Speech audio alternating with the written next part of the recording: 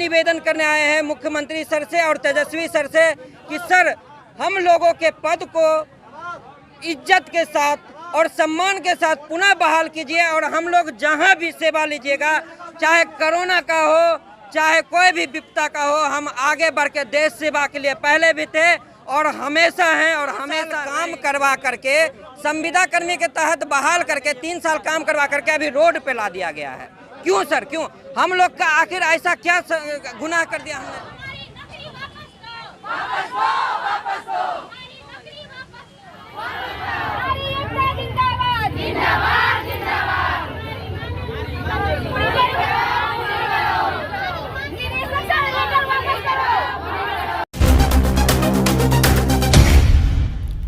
देश की सच्चाई सच छुपने नहीं देंगे। हम लोग धरना पे नहीं, दुख दर्द लेकर के आए हुए हैं। आप लोगों के लिए लगेगा सर ये धरना है, क्योंकि ये गर्दनीबाग धरना का ही स्थल है, लेकिन हम लोग धरना पे नहीं है। अपने 1000 परिवार के बाल बच्चा बीवी के दर्द को लेकर के यहाँ बैठे हुए हैं। क्यों? क्योंकि हम लोग को सर 3 साल काम करवा करके संविदा कर्मी के तहत बहाल करके 3 साल काम करवा करके अभी रोड पे ला दिया गया है। क्यों सर, क्यों? हम लोग का आखिर ऐसा क्या गुनाह कर दिया हमने? क्या नौकरी किया, ये गुनाह किया? सरकार जहां विदेश में कहती है कि हम सेवा भेज रहे हैं, विदेश के लोगों को हम खाना खिला रहे हैं, उसको दवाई की आपूर्ति कर रहे हैं, तो अपने देश के लोगों को भूखा रख करके, क्या यही नियम है सरकार का? क्या यही नीति है सरकार का कि अपने देश के लोगों को भूखने के लिए आए हुए हैं? हम लोग जो है प्रखंड परियोजना सहायक के पद पे ICDS में कार्यरत था और डायरेक्टर सर ने 10 तारीख को ये आदेश जारी किया है कि अब 31 तारीख के बाद इस पद को विलोपित कर दिया जाएगा, यानी प्रखंड परियोजना सहायक के अस्तित्व को समाप्त कर दिया जाएगा।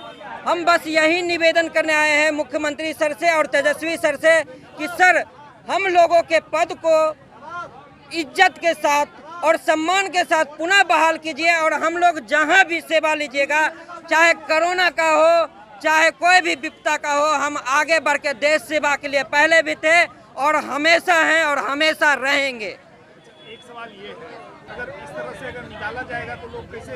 यही तो जवाब हम मांगने आए हैं सर कि जहां आप रोजगार देने की बात करते हैं, वहां पे इन 425 लोगों के साथ इनके हजारों परिवार को आपने बेरोजगार कर दिया है। ये क्या है सर? ये आपने रोजगार दिया है या हम लोगों के जीवन के साथ खिलवाड़ किया है? यही जवाब हम लेने के लिए आए हुए हैं। ये जवाब हम लेने के लिए आए हुए हैं सरकार से। मेरा नाम सुजीत वार्ड, मैं बेगूसराय से हूँ सर।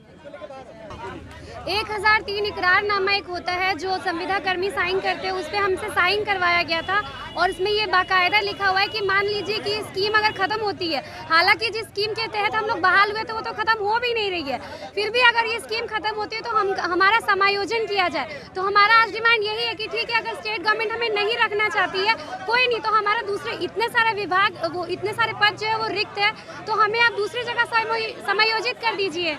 यही हम लोग की डिमांड है कि या तो आप हमें इज्जत के साथ उसी पोस्ट पे बरकरार रखिए या फिर आप हमें समायोजित कर दीजिए। पिछले दिनों को संविदा कर्मी के लिए बहुत सारा जो है बाहर लेकर के आई थी, वो भी कि माननीय मुख्यमंत्री जी और उप मुख्यमंत्री जी हमारी नौकरी नहीं जाने देंगे और उनसे आग्रह है कि वो हमारी नौकरी को बरकरार रखें। किसी न किसी योजना में हम लोग को समायोजित कर दिया जाएगा, इतना हम लोग कहती है बेटी बचाओ बेटी पढ़ाओ, और फिर क्या ये जितनी बेटियां हैं इनको धरना देने के लिए आए हुए हैं हजारों की संख्या में। क्या मुद्दा है? देखिए, अभी मुद्दा वर्तमान जो यही है कि परियोजना सहायक का एक पद जो है विलोपित कर दिया गया है और जिसमें राज्यव्यापी हड़ताल हम पोषण कर्मचारी संघ, जिसमें जिला परियोजना सहायक, जिला प्रखंड संयोजक, प्रखंड समन्वयक और प्रखंड परियोजना सहायक सारे लोग स्ट्राइक में 16 तारीख से अनिश्चितकालीन हड़ताल पे, और सरकार से डिमांड है कि हम लोग को समायोजित किया जाए और पुनः नौकरी को बहाल किया जाए। कितने लोग नौकरी में थे? तो लगभग 1300 संख्या पद सृजित है, वो सारे लोग इसमें से जिसमें परियोजना प्रखंड परियोजना सहायक की नौकरी को समाप्त किया गया। क्या नाम है आपका? मेरा नाम हरिमोहन लाल हुआ, प्रखंड समन्वयक है पूर्वी चंपारण से। बोलना चाहता हूँ कि हमारी चाहे बिहार सरकार है या केंद्र सरकार है, हम लोगों को 3 साल हो गया बहाली का प्रखंड परियोजना सहायक का। उसके बाद एकाएक एक दिन 10 तारीख को विज्ञापन दिया जाता है कि BPA पद का, प्रखंड परियोजना सहायक का पद का विलोपन कर दिया जा रहा है और 31 अगस्त तक ही इस पद पर लोग बने रहेंगे। उसके बाद ये पद हटा दिया जाएगा। तो मैं ये चाहता हूँ कि सभी लोग से कि अगर 3 साल कोई काम कर लिए हैं, उसके बाद है जो उनका किन्हीं का एज ख़त्म हो गया है। हमारे साथियों में से बहुत सारे साथी ऐसे हैं, उसके बाद सरकार के तरफ से डायरेक्ट है जो अब एकाएक ऐसा विज्ञापन लाने के बाद सारे लोग को रोड पर ला दिया गया।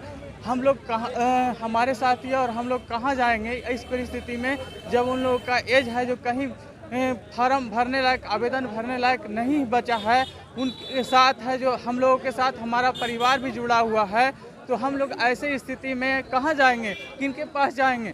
सरकार से हमारा नम्र निवेदन है, विनती है कि हमारे जितने भी साथी हैं उनको है जो इस पद पे या तो है जो बने रखा जाए, और नहीं तो है जो हम लोग को ICDS के रेगुलर पद में समायोजित किया जाए, जैसे कि डेटा एंट्री ऑपरेटर हो गए, जैसे कि क्लर्क हो गए, जैसे कि ये सांख्यिकी सहायक हो गए। इन सभी पदों पर हम लोग का है जो बहाली किया जाए, ताकि हम लोग सभी लोग सरकार के तरफ से और अपने साथियों के तरफ से सरकार से यही नम्र निवेदन करते हैं कि हम लोग का बात सुना जाए प्लीज़।